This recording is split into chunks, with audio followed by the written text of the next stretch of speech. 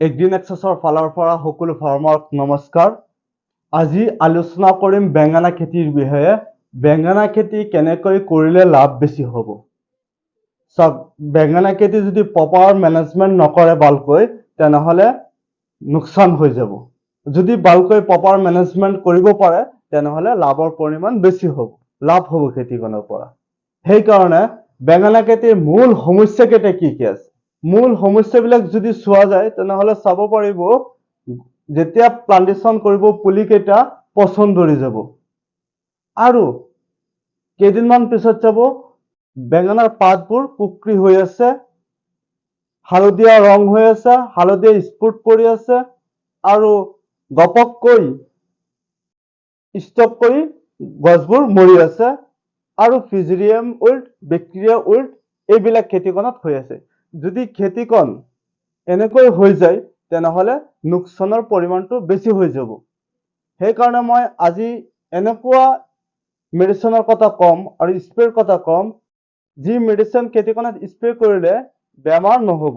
চাওক, কি কি মেডিচিন আপোনালোকে কোনটো ষ্টেজত স্প্ৰে কৰিব লাগিব, গছৰ কোনটো ষ্টেজত স্প্ৰে কৰিলে এই বেমাৰকেইটা আৰু বেঙেনা খেতিত নাহে।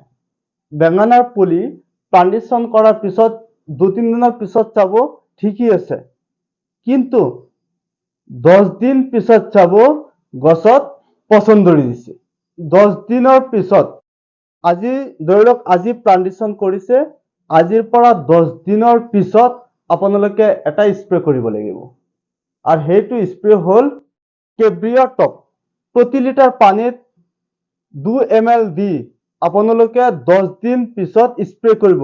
প্লান্টেশ্যনৰ 10 দিন পিছত আপোনালোকে কেব্ৰিয়া টপ 2 ml প্ৰতি লিটাৰ পানীত দি ভালকৈ স্প্ৰে কৰি দিব, তেনেহ'লে এই পচন বেমাৰটো আৰু নাহে। বেঙেনা গছৰ বয়স যেতিয়া 20 দিনৰ পৰা 25 দিন হৈ যাব, চাব পাতবোৰ কুকৰি হৈ যাব, আৰু পাতবোৰত হালধীয়া স্পট পৰি যাব, আৰু লাহে লাহে মোজাইক ভাইৰাছ হৈ যাব গছবোৰ। সেইকাৰণে আপোনালোকে 20 দিনৰ পৰা 25 দিনৰ ভিতৰত এটা স্প্ৰে কৰিব লাগিব, আৰু সেই স্প্ৰেটোত দিব লাগিব কেব্ৰিয়া টপ আৰু এমিষ্টাৰ টপ, এই দুটা। ইয়াত আপোনালোকে কেব্ৰিয়া টপৰ ডোজটো অলপ বঢ়াই দিব লাগিব, কাৰণ 10 দিনত আছিল 2 ml পাৰ লিটাৰ পানীত, আৰু 20 দিনৰ বা 25 দিনৰ ভিতৰত আপোনালোকে দিব লাগিব 2.5 ml পাৰ লিটাৰ পানীত, আৰু এমিষ্টাৰ টপ দিব 0.5 ml প্ৰতি লিটাৰ পানীত। এই বেমাৰটো কণ্ট্ৰল হৈ যাব আৰু নাহে খেতিখনত। যেতিয়া গছৰ বয়স 30-ৰ পৰা 40 দিন হৈ যায়, 30-ৰ পৰা 40 দিনৰ ভিতৰত আপোনালোকে স্প্ৰেটো কৰিব লাগিব ব্লু কপাৰ আৰু বায়'মাইচিন।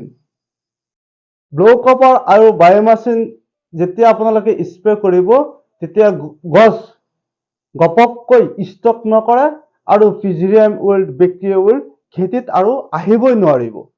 সেইকাৰণে ব্লু কপাৰ আপোনালোকে প্ৰতি লিটাৰ পানীত 2 গ্ৰাম দিব, আৰু বায়'মাইচিন প্ৰতি লিটাৰ পানীত 2 ml দিব। এই দুটা মেডিচিন একেলগে মিহলাই আপোনালোকে স্প্ৰে কৰিব, চাব বেক্টেৰিয়া উইল্ট আৰু ফিজেৰিয়াম উইল্ট আৰু খেতিত নাহে, আৰু বেঙেনা খেতিৰ পৰা আপোনালোকে লাভ কৰিব পাৰিব। ঠিক আছে, কিবা যদি কথা জানিবলগীয়া কথা আপোনালোকৰ থাকে, তেনেহ'লে কমেণ্ট বক্সত জনাব, মই নিশ্চয় আপোনালোকক এনচাৰ দিম। ধন্যবাদ।